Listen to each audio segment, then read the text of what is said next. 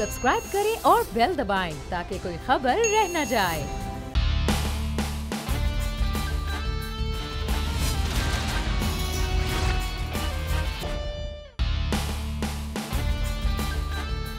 अस्सलामुअलैकुम। Special report with Mudassar Iqbal के साथ हाजिर खिदमत है। नाज़रीन, इस वक्त इलेक्शन रिफॉर्म्स के हवाले से एक जानिब बात हो रही है, लेकिन इस इलेक्शन रिफॉर्म्स के हवाले से अपोजिशन मुसलसल एतराज़ात उठा रही है कि जो इलेक्शन रिफॉर्म्स करवाने के लिए हुकूमत इस वक्त पर तोल रही है उसमें उनका ज़्यादा उतना फ़ायदा नहीं। ख़ास तौर पर जो वोटिंग है, ख़ास तौर पर ओवरसीज़ वोटिंग, उसमें पाकिस्तान मुस्लिम नून ज़्यादा खुश नज़र नहीं आ रही है। इलेक्ट्रॉनिक वोटिंग पर तो तमाम सियासी जमातों के एतराज़ात भी नज़र आ रहे हैं, लेकिन इसकी ज़रूरत दिन ब दिन मज़ीद बढ़ रही है, क्योंकि आपको याद होगा कि जब डस्का के इलेक्शन हुए तब भी ये मसाइल आए, इलेक्शन कमीशन में मामला गया, दोबारा से रीपोलिंग का हुआ, और अब जब 249 कराची का इलेक्शन आया है तो इस इलेक्शन में भी फिर मसाइल खड़े हुए हैं, और अब इलेक्शन कमीशन ने मुस्लिम नून की दरख्वास्त को मंजूर किया है और अब 249 में दोबारा से रीकाउंटिंग होगी, दोबारा से तमाम वोट जो हैं वो गिने जाएंगे और किसके क्या कितने वोट हैं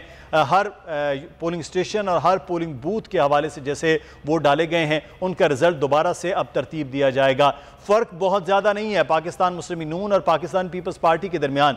पाकिस्तान तहरीक इंसाफ तो ये चाह रही है कि दोबारा से रीपोलिंग हो, लेकिन बहरहाल रीपोलिंग का मामला नहीं कबूल किया गया। रीकाउंटिंग में क्या हो सकता है ये तो अब 6 तारीख को मालूम होगा, 3 दिन के बाद कौन जीता है कौन हारा है, लेकिन पाकिस्तान पीपल्स पार्टी अब भी कॉन्फिडेंट है कि वो 6 तारीख को भी जीतेंगे। लेकिन मसला यह है कि इन तमाम तर मसाइल, तमाम तर मामलात को हल होना बहुत ज़रूरी है, और क्या वो इलेक्शन रिफॉर्म्स के ज़रिए हो सकता है। और दूसरा, इलेक्शन कमीशन हर बार कभी आरटीएस सिस्टम बैठने की बात, 2013 में आरओ के इलेक्शन, फिर उसके बाद हर ज़िमनी इलेक्शन पर एतराज़ात उठाए जा रहे हैं। तो इलेक्शन कमीशन क्या कर रहा है, इलेक्शन कमीशन की अपनी साख इस वक्त क्या रह गई है, इलेक्शन कमीशन का अपना जो काम है, अमल है, वो क्या रह गया है। आज इस तमाम तर सूरत हाल पर हमारे साथ मौजूद हैं इस वक्त सीनियर सहाफ़ी, तजज़ियाकार और एडिटर इन चीफ बोल नज़ीर लगारी साहब। लगारी साहब, आपका बहुत शुक्रिया।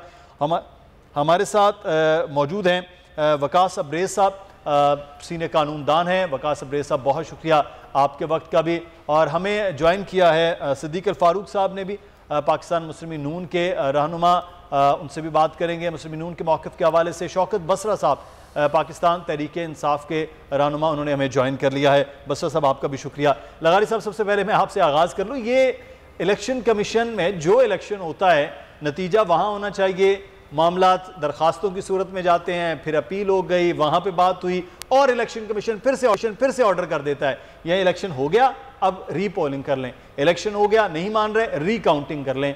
तो सर, सबसे पहले तो इलेक्शन कमीशन पर सवाल हो कि उसकी अपनी कारकर्दगी क्या है। अच्छा, इलेक्शन कमीशन इन दिनों बहुत अच्छा है और बहुत ज़्यादा सिंपैथेटिक है, बहुत ज़्यादा हमदर्दी से मतालबात सुन रहा है, और ख़ास तौर पर मेरे ख्याल में नून लीग को अगरचे पिछले दिनों को शिकायत थी कि ये क्या कर रहा है, लेकिन अब मुतमईन हो जाना चाहिए कि उन्होंने जो मांगा उन्हें मिल गया है। सही। और उनकी जो भी डिमांड थी उसको पूरा कर दिया गया है।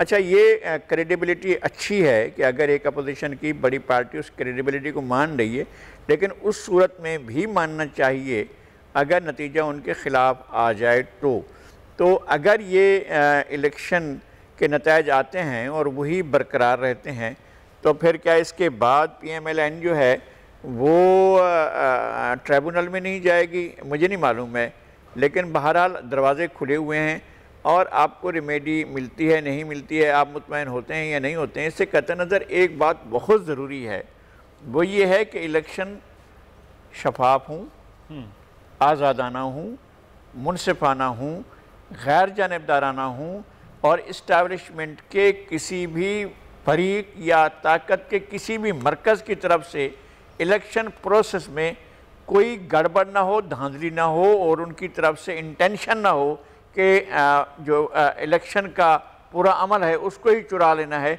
अगर ऐसा होगा तो फिर ज़ाहिर है हमेशा की तरह मसाइल उठेंगे। लेकिन लगारी साहब, इस्टेब्लिशमेंट से ना भी हो तो यहाँ पे लोकली जब धांधली का अमल हो जाए, जो उम्मीदवार हैं उनके लोग, इसके बारे में भी जनाब पीर पगारा ने एक बड़ी दिलचस्प बात की थी। 2002 के इलेक्शन हुए तो उनसे तबसरा कहा गया कि आप इस पर तबसरा करें। उन्होंने कहा बिल्कुल आज़ादाना इलेक्शन थे, कोई शक ही नहीं है। हर बंदे को आज़ादी थी, वो जिस तरह चाहे जीत ले। तो ये पीर पगारा साहब का कहना था, लेकिन ये होना नहीं चाहिए किसी भी सूरत में कि जिसका दिल चाहे वो जीत ले।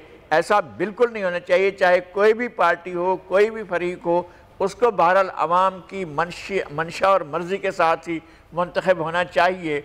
और जब तक हमारे तमाम इक़्तिदार के मराकज़ जो हैं हर तरह से वो इस अमल से बाहर नहीं हो जाते और लोग जो हैं मासस के वोट को इज़्ज़त दी जाती है, मैं वो वाली इज़्ज़त नहीं कह रहा हूँ जो पाकिस्तान मुस्लिम लीग, इज़्ज़त तो होनी चाहिए वोट की, और उसका एहतराम होना चाहिए, लोगों की राय का एहतराम होना चाहिए। जिसको जो वोट दिया है नतीजा उसी के मुताबिक आना चाहिए, किसी में कोई नहीं होना चाहिए। यही जमहूरियत अगर पनपेगी तो फिर ही आगे मामलात बढ़ सकते हैं।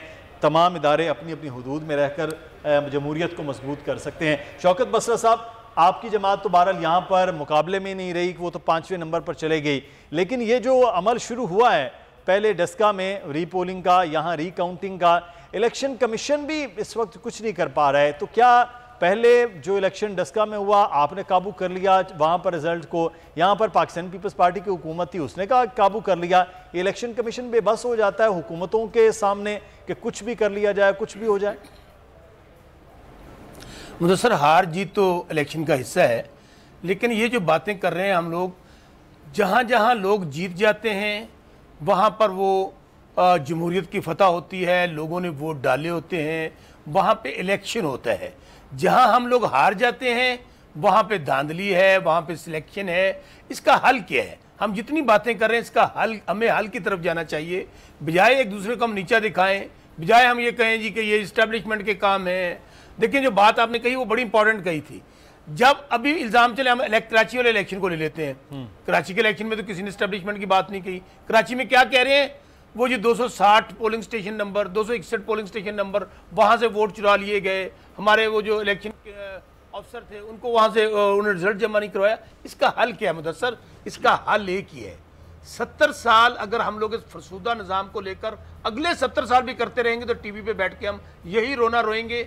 सब लोग यही कहेंगे जो हार जाएंगे कि जी धांधली हुई है, मैं तो जीता हुआ था, खा जिसके वोट 15,000 भी है ना और 60,000 से हार रहा है, लाख से हार रहा है, वो भी कहता है मेरे से धांधली हुई है। तो यहाँ पे आज देख रहे हैं कितनी इंटरेस्टिंग सिचुएशन है, पीपल्स पार्टी वर्सेस नून लीग। ये दोनों जमातें कौन सी हैं जो कह रही थी selected prime minister Imran Khan को? आज दोनों जमातें एक दूसरे को कह रही हैं कि इन दोनों ने धांधली की है। पीपल्स पार्टी कह रही है जी हमारी जीत को मान नहीं रहे, वो कह रहे हैं जी हम जीते हुए, ये इन्होंने धांधली। इसका हल है मुदस्सर, इसका हल ये है, वो है इलेक्शन रिफॉर्म्स। एक ही हल है, आए आज उस फरसूदा निज़ाम को छोड़ें। हम पूरी दुनिया के अंदर इस वक्त इलेक्शन रिफॉर्म्स हो चुकी हैं। क्या भारत के अंदर इलेक्शन होते हैं वहां पर शोर होगा, कभी सुना है आपने? वो भी हमारे साथ ही आज़ाद हुआ है ना। वहां पे क्या हुआ है? वहां पे इलेक्शन रिफॉर्म्स हुई हैं। हमें इलेक्ट्रॉनिक सिस्टम की तरफ जाना पड़ेगा, हमें शो ऑफ हैंड की तरफ जाना पड़ेगा। जितने बेहतरीन तरीके दुनिया ने अडॉप्ट किए हुए हैं तो अडॉप्ट करना पड़ेगा। लेकिन आज देख लें, गुज़श्ता एक हफ्ते से हमने बिल टेंडर किया नेशनल असेंबली के अंदर, रवैया देखें। एहसन इकबाल साहब ने क्या कहा है?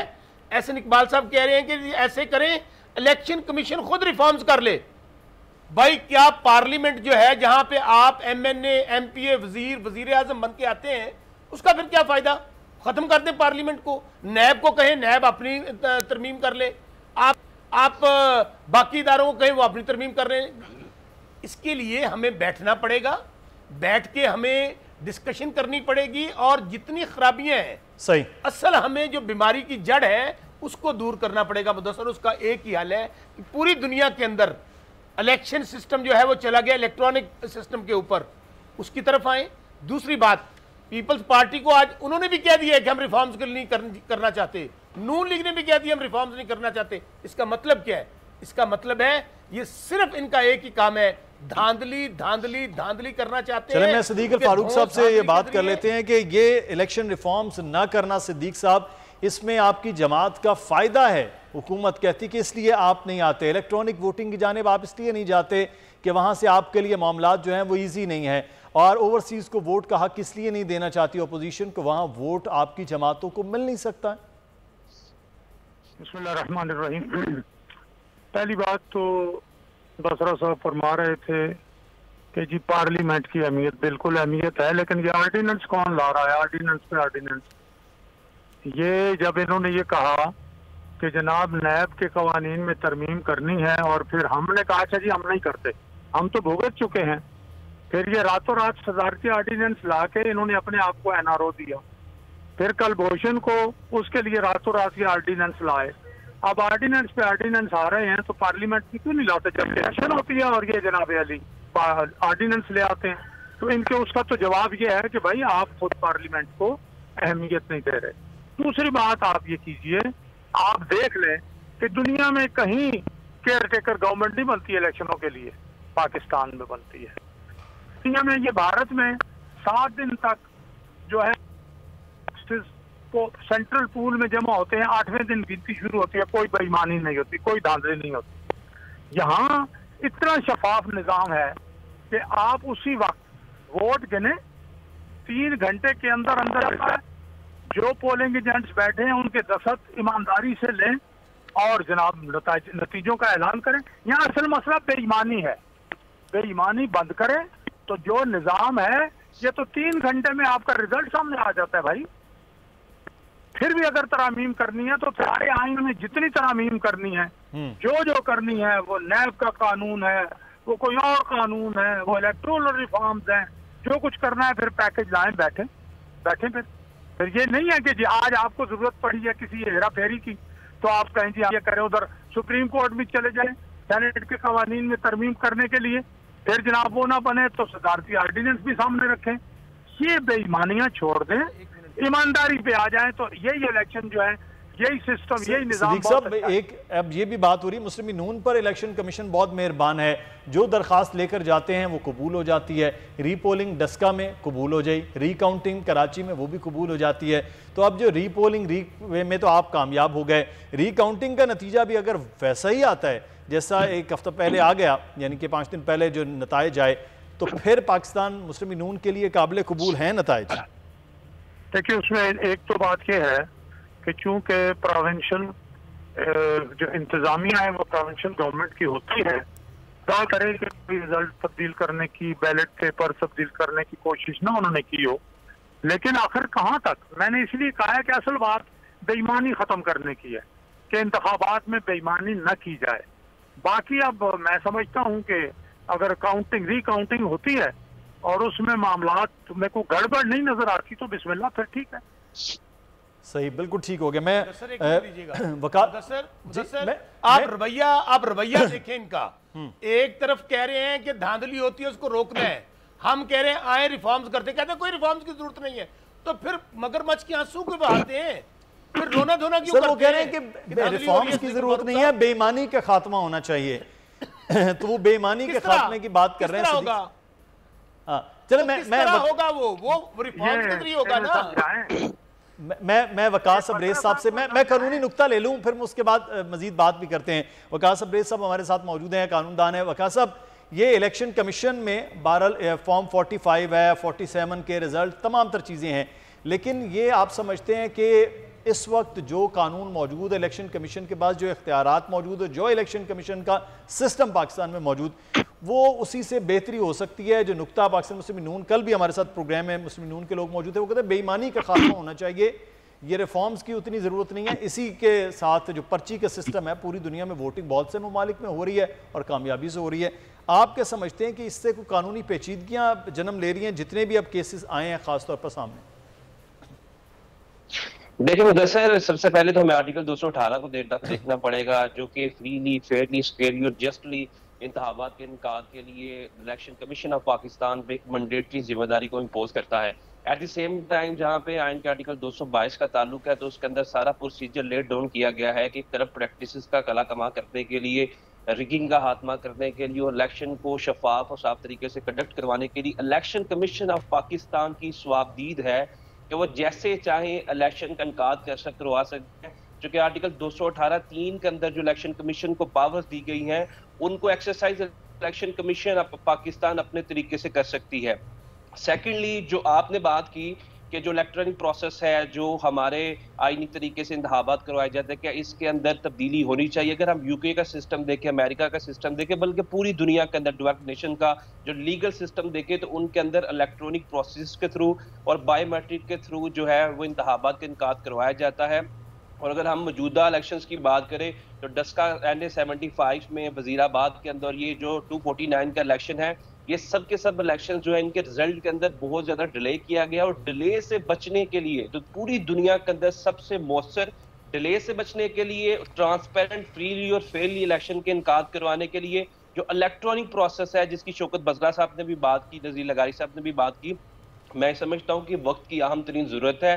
पाकिस्तान के अंदर आप देखें कि हमारा लीगल सिस्टम जो 72-73 सालों से उसी कदामत पसंद और उज्जत पसंद तरीके से काम कर रहा है, लेकिन इंतखाबात जब भी करवाए जाते हैं, चाहे वो जनरल इंतखाबात हो या हमारे बाई इलेक्शन हो, उनके अंदर जो भी हारने वाले कैंडिडेट्स हैं उनकी तरफ से ये जरूर एलिगेशन या एक्विजिशन लेवल किए जाते हैं कि रिगिंग हुई है, धांधली हुई है, इंतखाबात फेयरली फ्रीली नहीं करवाएंगे।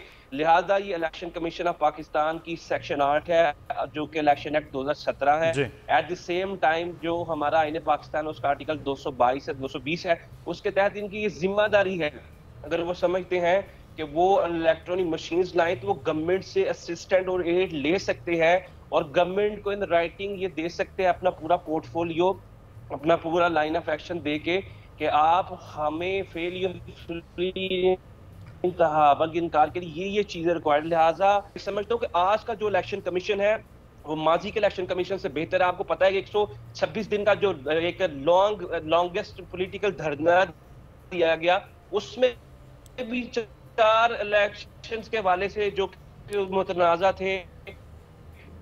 सही, अच्छा, बिल्कुल सही है वकास साहब, आपको पॉइंट आगे मैं इस पे एक मेरी गुजारिश जी मैं इस पे लगारी साहब, एक तो मैं आपसे ये भी जानना चाहूँगा कि ये अभी मुखालिफत दो बड़ी जो जमातें अपोजिशन की, हमारी मुस्लिम लीग नून, पाकिस्तान पीपल्स पार्टी, वो क्यों कर रही है? इलेक्शन रिफॉर्म्स तो अब हुए तो फिर हर जमात के लिए हैं, तो अभी कह रहे थे कि इलेक्शन अगर हो जाए तो ये हुकूमत ही न रहे, तो मुखालिफत क्यों है? इस मुल्क में बहुत से इक़दाम होते रहे हैं, बहुत से कमीशन बनते रहे, बहुत सी इंक्वायरी कमेटियाँ बनती रहीं, बहुत कुछ होता रहा है।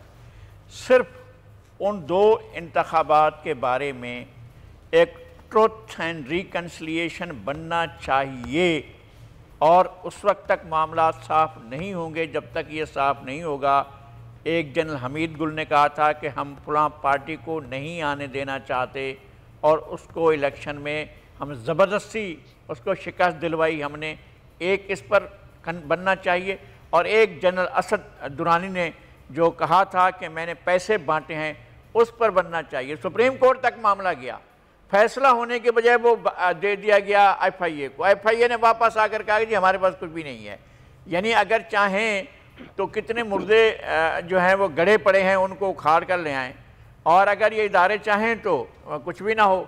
मसला ये है कि पहले ये बताया जाए कि ये क्यों किसी पार्टी के किसी भी मासस के मंशा पर आपने असरअंदाज होने की कोशिश कैसे की, आपने ये सब किया कैसे, कि बाद में ऐलान क्यों किया कि हम नहीं चाहते थे कि फलां पार्टी बरसरेकदार है। इसका तो कम से कम हिसाब होना चाहिए ना, और ये बनना चाहिए और एक एक चीज़ सामने आना चाहिए। उसके बाद आप प्रोसेस में आगे जाएं, आपको मालूम होगा कि आप बिल्कुल तमाम शफाफ होकर निकल रहे हैं। शफाफियत का एक दायरा कार होना चाहिए और इस पर जो है वो डॉक्टर मुबशर हसन भी गए थे और रोहिदाद खान भी गए थे और वो उन्होंने जाकर सुप्रीम कोर्ट में भी किया था, ये मान भी लिया गया था, स्टेटमेंट भी हो गए थे और कहा भी गया था। यूनुस हबीब ने आकर बात की थी असगर खान केस का, बिल्कुल हाँ, एयर मार्शल असगर खान का केस जिसमें बाकायदा पैसे बांटे गए थे। अगर ऐसी सूरत हाल का कोई फैक्ट्स एंड फिगर सामने आए, आदाद शुमार सामने आए और बेनिफिशरीज के नाम सामने आए, तो फिर पता चल जाएगा कि जनाब ये सूरत हाल कैसे हुई, आइंदा ऐसी ना हो। इसका नाम मतलब ये ना हो कि आप सजाएं दें लोगों को, लेकिन लोगों को पता तो चलना चाहिए ये क्यों हुआ ऐसा। बिल्कुल सर, ये तो साथ साथ ये चीज़ें लेकर चलनी है, लेकिन आगे भी तो बढ़ना है ना। ये तो पिछला जो है उसके फैक्ट्स कमीशन बनने चाहिए और आगे बढ़ना चाहिए। बस साहब जी क्विकली, मैं फिर ब्रेक की जाने जाऊंगा, आप कुछ कहना चाह रहे थे? मैं सर आपने मैं वही बात जो मैं कहना चाहता था आपने कह दी। अगर हम लकीर पीटते रहेंगे, अगर हम कहेंगे जी वो गलत हो गया था तो आज हमने सही नहीं करना, तो हम आगे नहीं बढ़ सकते। बिल्कुल आप कमीशन बनाएं, वो जो जिम्मेदारान थे उनके खिलाफ कार्रवाई होनी चाहिए। लेकिन अगर हम नहीं करेंगे तो फिर हम 70 साल बाद भी वहीं पे खड़े होंगे।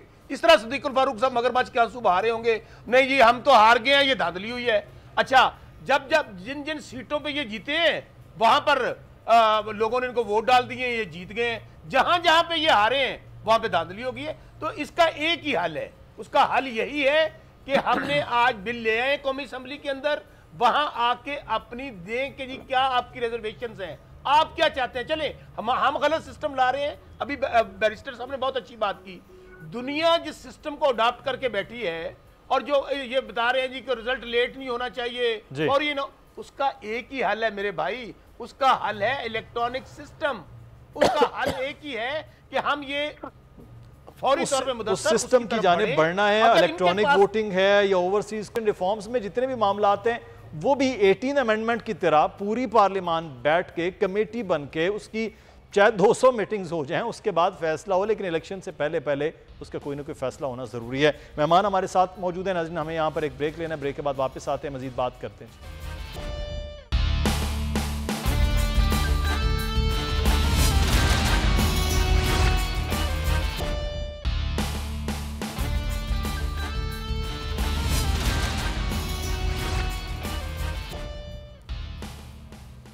ब्रेक के बाद आपको खुश आमदीद कहते हैं जी। हम बात कर रहे हैं इस वक्त इलेक्शन की सूरत हाल से मुतालिक। मैं जो वकास अब्रेज साहब हैं उनके साथ मज़ीद बात करते हैं। वकास साहब, ये चले जाना इलेक्शन कमीशन में, इलेक्शन कमीशन का उसके बाद रिलीफ दे देना दरख्वास्त गुजारों को, ये भी एक कानूनी मामला है। इलेक्शन कमीशन में लोगों का भी हक है कि वो दरख्वास्त चले जाएँ, लेकिन सवाल यहाँ पर यह पैदा होता है कि यहाँ इलेक्शन जब 2018 हुआ, 2013 हुआ, इलेक्शन ट्रिब्यूनल होता है, वहाँ जाना होता है, ये तमाम तर चीज़ें इतनी तवालत क्यों पकड़ जाती हैं कि कुछ लोग स्टे में ही 2013 से 2018 तक अपनी वजारतें भी भुगता गए, अपने हल्के भी भुगता गए, कुछ लोगों के नताइज वैसे के वैसे चलते रहे। ये इतना पेचीदा सिस्टम आप समझते हैं इसको भी है कि इलेक्शन ट्रिब्यूनल में जाया जाए तो फैसला फौरी तौर पर 60 दिनों में सामने आना चाहिए, बाकी चीज़ें भी आप समझते हैं इन जितने भी कवानीन हैं इसमें भी तब्दीली की ज़रूरत है? मुदस्सिर, मैं आपका क्वेश्चन सुन नहीं पाया। मैं वकास अब्रेज साहब, मैं ये जानना चाह रहा हूँ आपसे कि ये जो ट्रिब्यूनल के मामलात होते हैं वो भी बड़ी तवालत हो जाते हैं, फिर सुप्रीम कोर्ट तक स्टे का चलता रहता है। बहुत सारे 2013 से 18 में ऐसे वाकयात भी हुए, एक तो बल्कि वजीर पूरी के पूरा स्टे पे अपना टेन्योर भी भुगता गए। नहीं, 2008 से 2013 तक भी ऐसे बड़े मामला थे, बहुत सारे मामलात हैं 2008 से 13 पर चलते रहे। तो ये चीजें, ये जो फौरी तौर पर फैसला होना, आप नहीं समझते कि इलेक्शन ट्रिब्यूनल में अगर कोई गया है उसका भी फैसला होना, कोई अपील में गया है तो उसका भी फैसला होना जरूरी है। 60 दिनों के अंदर मामलात क्लियर हों, जिनका वोट मिला है वो हकीकी नुमाइंदे असम्बली में मौजूद हों। बिल्कुल इसी तरह होना चाहिए। आपने देखा 2000 जिस तरह लगाई साहब ने भी कहा कि 2008 से 2013 की जो पीपल्स पार्टी की गवर्नमेंट थी और उसके बाद 2013 से 18 तक जो नून लीग की गवर्नमेंट थी, उसी गवर्नमेंट के अंदर पाकिस्तान की जो पॉलिटिकल हिस्ट्री का तवील तरीन धरना भी दिया गया और धरने के भी यही लवाजमात है, यही मुतालबा था कि आप जो है इलेक्शन कमीशन ऑफ पाकिस्तान के सामने जो हमारी पिटीशन है री पोलिंग के हवाले से या री काउंटिंग के हवाले से, उस पर इलेक्शन कमीशन अपना कोई फैसला सादर करे। लेकिन ये बड़ा अनफॉर्चुनेट था, गुज़िश्ता 10 साल की प्रैक्टिस को देखा जाए तो उस वक्त बहुत सारी petition election commission of Pakistan के सामने पड़ी रहती थी, बल्कि गल सड़ जाती थी, लेकिन उस पर कोई फैसला नहीं दिया जाता था। लेकिन जहां तक मौजूदा गवर्नमेंट के टेनोर की बात है तो 2.5 सालों के अंदर बहुत सारी ऐसी पिटीशन थी जिसपे इलेक्शन कमीशन ऑफ पाकिस्तान ने फरोशियसली, रैपिडली और एक्सपीडाइट तरीके से अपनी ज्यूरिसडिक्शन एक्सरसाइज की और 10 के इलेक्शन के अंदर तो बड़ी हैरान कुन बात थी कि जितनी जल्दी उन्होंने री पोलिंग का ऑर्डर जारी किया, सुप्रीम कोर्ट ने भी इन फील्ड इंटैक्ट रखा। लिहाजा जो आज का इलेक्शन कमीशन ऑफ पाकिस्तान है वो गुज़िश्ता 10 सालों से जो इलेक्शन कमीशन ऑफ पाकिस्तान था कंपैरेटिवली आज ज्यादा स्ट्रॉन्ग है, स्ट्रेंथन है, इनके पास पावर्स मौजूद है। और मैं ये समझता हूँ कि इलेक्शन कमीशन ऑफ पाकिस्तान को मजीद स्ट्रेंथन किया जाए। इस हवाले से ये जिस तरह इन्होंने फ्रोशियसली अपने डिसीजन देना शुरू किए, इस तरह अदालतों पर भी बर्डन बहुत ज्यादा कम हो जाएंगे। एट द सेम टाइम इनके अंदर ही कुछ इस तरह के ऑफिसर्स हैं, ट्रिब्यूनल्स हैं कि जो कि इसको एक्सपीडाइटली जल्दी इसका फैसला कर देते हैं। और एट द सेम टाइम अगर आपको याद हो तो उस्मान और हाजी आसिफ का जो केस है, 700 से 1000 वोट का जो डिफरेंस है, वो अभी तक पिटीशन पेंडिंग है और उस पर अभी तक कोई फैसला सादर नहीं किया गया। लिहाजा जस्टिस जो है that must be across the board, और ये इसकी प्रेवलेंस जो है without any discrimination of caste, colour, creed, status और पार्टीज के जो है वो इंश्योर करनी चाहिए। इस ज़िम्मन में अगर देखा जाए तो इलेक्शन कमीशन ऑफ पाकिस्तान के सामने जितनी भी पिटीशंस आती है, मैं समझता हूँ कि क्रॉस दी बोर्ड उनका फैसला करना चाहिए, चाहे वो उस्मान डार की हो, चाहे वो 249 की हो, चाहे वो डस्का के हल्के की हो। लेकिन आपने बिल्कुल दुरुस्त कहा कि आज का जो इलेक्शन कमीशन है उसकी जो कारकर्दगी है या परफॉर्मेंस है जो माजी के इलेक्शन कमीशन से वो बेहतर है। सही। इस वक्त सिद्दीक अल फारूक साहब आपसे सर, ये एक तो ये 249 का इलेक्शन और उससे पहले भी जो आपके लीडरान हैं उनके आपसी बड़े गर्मा गर्म किस्म के बयानात जो आ रहे हैं, इससे लग रहा है कि अब दोबारा से जो मौलाना साहब कोशिश कर रहे हैं वो तो खटाई में पड़ती हुई नज़र आएगी। मुस्लिम लीग नून से जब मरीम नवाज साहिबा के जो बयानात आए, आगे से बिलावल भुट्टो साहब ने बड़ा सख्त उन्होंने कहा कि तमाम सिलेक्टेड से लड़ने के लिए तैयार हैं और कौन सी जमात ओरिजिनल सिलेक्टेड है वो सब जानते हैं। इस किस्म के जो सख्त बयानबाजी एक इलेक्शन को लेकर हो रही है, वो भी ज़िमनी इलेक्शन है, उसको लेकर हो रही है, तो फिर आपकी जमात और पाकिस्तान पीपल्स पार्टी की जमात अगले आने वाले दिनों में तो PDM में कहीं नज़र नहीं आ रही करीब करीब?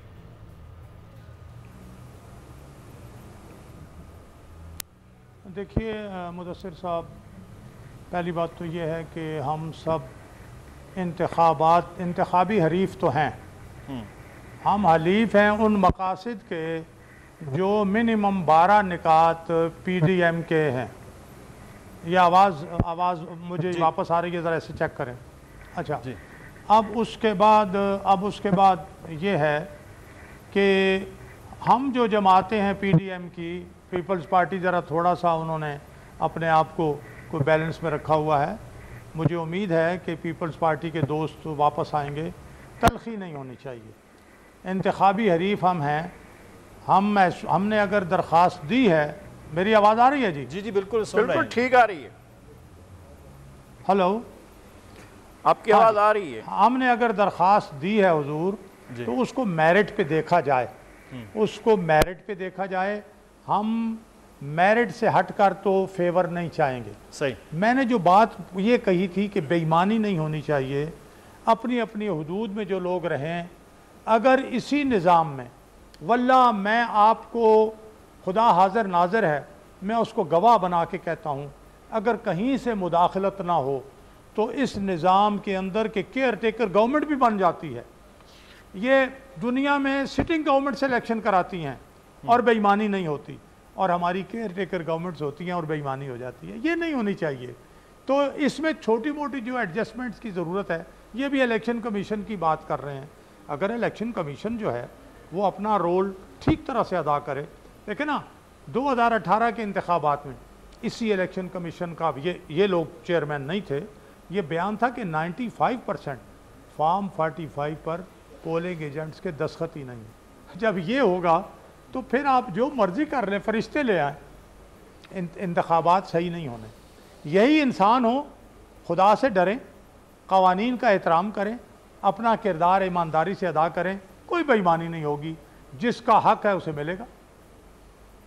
ये हक जो है वो मिलने का तरीक़ेकार के ऊपर ही तो सिद्दीक अल फारूक साहब बात कर रहे हैं। मुस्लिम नून पाकिस्तान पीपल्स पार्टी मान नहीं रही है, तो कह रहे इलेक्शन रिफॉर्म्स के ही जरिए तो हो सकता है। सर सिद्दीक साहब, मैं फिर आता हूँ बस्टर साहब की जानिब, तो इलेक्शन रिफॉर्म्स ही तो तरीकाकार है।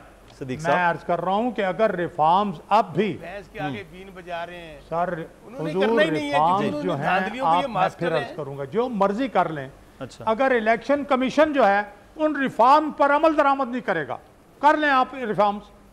अगर इलेक्शन कमीशन अमल दरामद नहीं करेगा या कोई उसे करने नहीं देगा, पिटीशन जाएगी। और मसलन परवेज़ मुशर्रफ के दिनों में वो ग्रेजुएट असम्बली थी, डिग्रियां जो हैं वो मदरसों की लेके जो अपना किंग्स पार्टी थी उसको लेकर दे दी गई थी, और जो उनके खिलाफ पिटीशन गई थी 5 साल पड़ी रही, कुछ नहीं हुआ, डिग्रियां भी जाली, सही, इंतखाबात भी जो कुछ हैं, और दुनिया के सामने कहा जी हम इलेक्शन करा रहे हैं। तो मामला ठीक करने हैं, ठीक है, मैं ये ईमानदारी से करने हैं, अपने आप को जवाब छोटी सी प्रैक्टिस एक की बसरा साहब, उसका उन्होंने हवाला दिया कि 2002 में क्या हुआ सर, वो धड़ाधड़ डिग्रियां जाली निकली, वो हुकूमत में अपोजिशन में हर एक बंदे की, जो हार गया वो जीत गया। तो ये एक छोटी सी प्रैक्टिस भी नाकारा गई। असल मामला ये है कि वो लोग जो ऊपर से असरअंदाज होते हैं, वो कोई इदारे ऊपर से असरअंदाज होते हैं, वो ना हों जिनकी जानिब लगारी साहब खुलकर बात कर रहे हैं, जिनकी जानिब सदीक साहब बात कर रहे हैं, जिनका जानिब मेरा सवाल है। तो असल रिफॉर्म्स तो वहाँ हैं। देखें मुदस्सर, ये जो बात कर रहे हैं ना इदारों की खुद मुख्तारी की, इदारों को मजबूत करने की, अगर डस्का वाला इलेक्शन मुस्लिम लीग नून के हक में फैसला ना आया होता, या इवन आज NA 249 का जो आज इलेक्शन कमीशन का इनके हक में फैसला ना आता, तो ये पता क्या करते, बिल्कुल उस तरह करते जिस तरह इन्होंने सुप्रीम कोर्ट पर हमला किया था। फिर आज ये इलेक्शन कमीशन को ऐसे ऐसे तबर्रे सुना रहे होते कि पूरी कौम देखती, फिर ये कहते कि ये 5 बोझ के मारे हुए जज हैं, ये इनके हम बच्चों को मार देंगे। यानी कि ये तो माइंडसेट है कि फैसला हक में आ गया तो उसकी वाह कर दो इदारों की। आज भी आपने जो बैरिस्टर साहब को सवाल किया था, आपका बहुत इंपॉर्टेंट क्वेश्चन है कि आप उजरदारी में जाते हैं 5 साल, अगर आपने धांधली की है, जाली डिग्री है, आपके वकील पेशियां ले रहे हैं, केस लंबे हो रहे हैं, फैसले नहीं आ रहे, उसके लिए 1, 2, 3 बातें सिर्फ कि इन कामों के लिए इलेक्शन रिफॉर्म्स करने जा रहे हैं।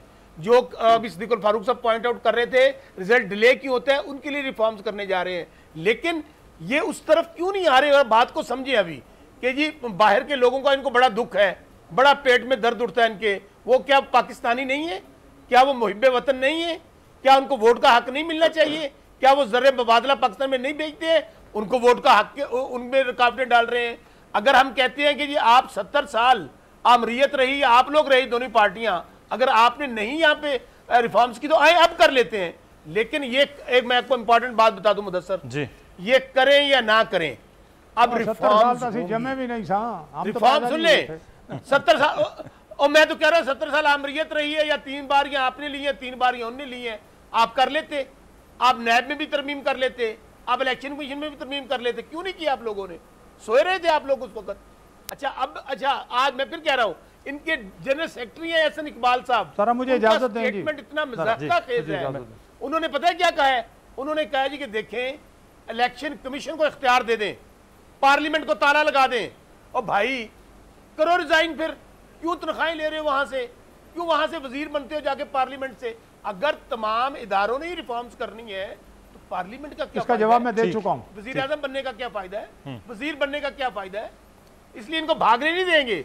मुझे जी वो तो ऑर्डिनेंस के हवाले से आपको कहते रहे कि ऑर्डिनेंस फैक्ट्री आपने बनाई और जो पार्लियामान है उसको आप बुलडोज की। चलें सदीक साहब, आप जल्दी से इसका रिबटल दीजिए, मैं सर आगे बढ़ूंगा, फिर सवाल करना है। जी सदीक साहब। मैं जल्दी से मैं अर्ज करता हूँ। देखिए फॉरेन फंडिंग केस है, 7 साल हो गए हैं, ये PTI वाले क्या कर रहे हैं उसमें, ये हर पोस्टपोनमेंट, वो एडजर्नमेंट, 100 कुछ एडजर्नमेंट्स हो चुकी हैं और 7 साल हो गए हैं, तो ये क्या करते हैं? नंबर 1। नंबर 2, इमरान खान पर जितने केस हैं वो अदालत में पेश ही नहीं होते। हम जनाब बड़ा आइन की पासदारी करेंगे और पार्लियामेंट का किरदार, कितनी दफ़ा पार्लियामेंट में जा गए हैं, ये कहते थे मैं हर हफ्ते पार्लियामेंट में सवालों के जवाब दूंगा, कहाँ है वो? तो देखो, ये अगर कोई मगरमच्छ और झूठ है तो इमरान खान की पार्टी में है, बाकी कौम 8-8 आंसू रो रही है इनके इक़दामात की वजह से। रह गया निज़ाम का चलाना, मैंने कल भी कहा था कि वतन चलाना इमरान के बस में नहीं, मगर झूठ बोलने की इनको जो है ना, जुबान चलाने में ये खूब माहिर है। वतन चलाना इमरान खान के बस में नहीं, मगर जुबान चलाने में खूब माहिर है। जुबान चला चला के ये बसरा साहब को भी उसने सिखा दिया है, बसरा साहब बस जुबान चलानी है, अमल को छोड़ें, अमल को छोड़े, जुबान चलानी है। अभी वतन चलाने के मामलात जो हैं वो किस तरह से हैं, वो किस तरह से हैं? आज तो हम सिर्फ ये गंदम दा स्कैंडल साडा ना, चीनी दा स्कैंडल, दवाइयां दा स्कैंडल से मुताल्लिक है कि ये कितने स्कैंडल्स हैं, कितनी चीजें हैं। हम कोशिश करेंगे कल इस पर बात करें, क्योंकि वजीर खजाना ने जो बात की है वो बड़ी खौफनाक है। कहा है कि मईशत का पहिया चल नहीं रहा, IMF ने पाकिस्तान के साथ नाइंसाफ़ी की है। तो पिछले 2.5 साल से IMF ने जो नाइंसाफ़ी की उसकी ज़िम्मेदार ये हुकूमत है या कोई और है? कल हम इस पर ज़रूर बात करेंगे।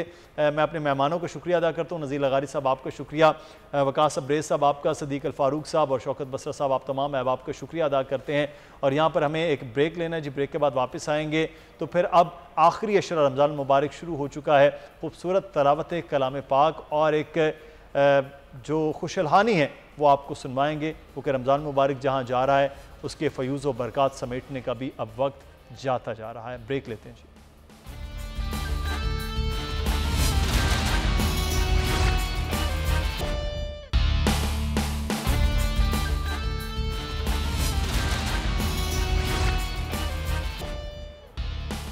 ब्रेक के बाद आपको खुश आमदीद कहते हैं। रमज़ान मुबारक का आखिरी अशरे का आगाज़ हो गया है और जहां आखिरी अशरे में तमाम लोग इस वक्त अपनी मग़फ़िरत की दुआ कर रहे हैं, रहमत तलब कर रहे हैं अपने रब से, वहीं पर आज हमने प्रोग्राम में तिलावत कलाम पाक के लिए पीर शमीम साबरी साहब के पोते जो सजादा नशीन साबरी दरबार कलश शरीफ हैं, पीर गुलजार हुसैन शाह साबरी, उनको दावत दी है। बहुत शुक्रिया गुलजार हुसैन शाह साहब आपके वक्त का। आज हम चाहेंगे हमारे जो नाज़रीन हैं, देखने वाले हैं, वो तलावत कलाम पाक, जो इससे बड़ा तो कोई कलाम नहीं है, इससे बड़ी कोई किताब नहीं है, तो उससे जो कुछ आयात मुबारक हैं वो ज़रूर तिलावत कीजिए ताकि हम अपने दिल, अपने अज़हान जो है उनको रोशन कर सकें। जी पीर गुलजार हुसैन शाह साबरी। أعوذ بالله من الشيطان الرجيم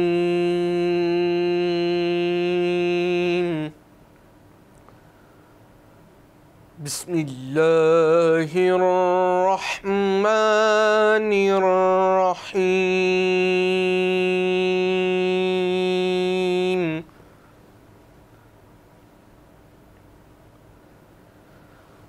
إن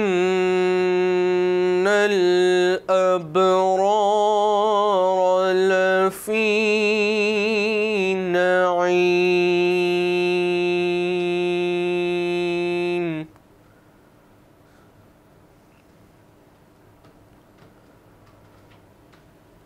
وإن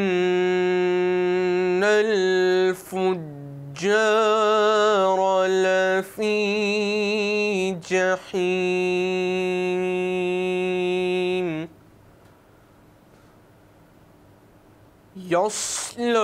يصلونها يوم الدين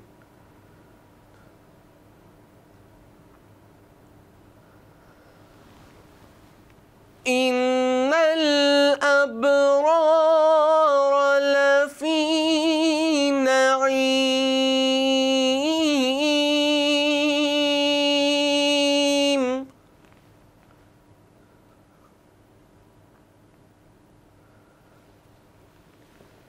وإن الفجار لفي جحيم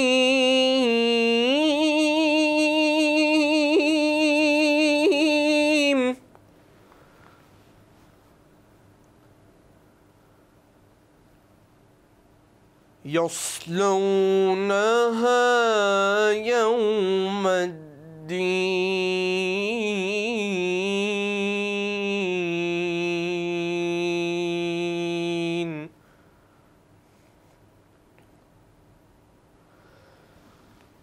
وما هم عنها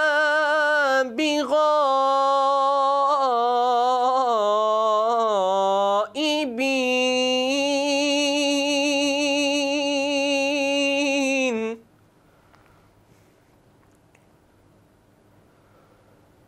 وما أدراك ما يوم الدين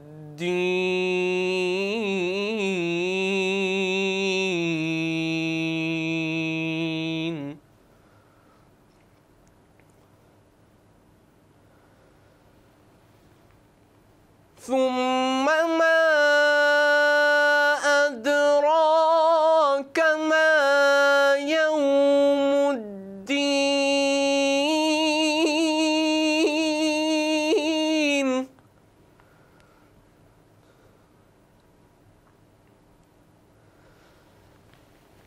ثم ما أدراك ما يوم الدين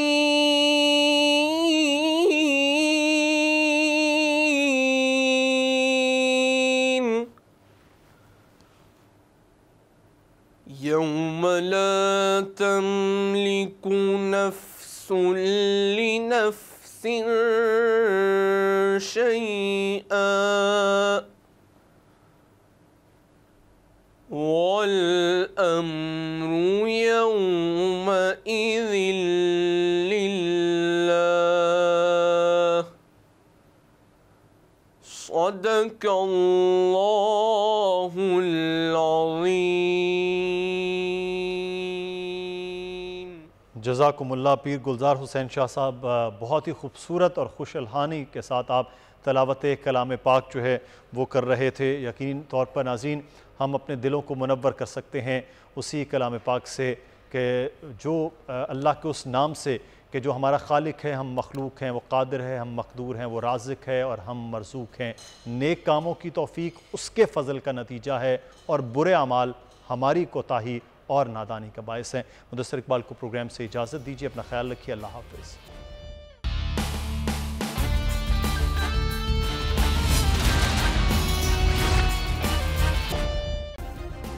सब्सक्राइब करें और बेल दबाएं ताकि कोई खबर रह न जाए।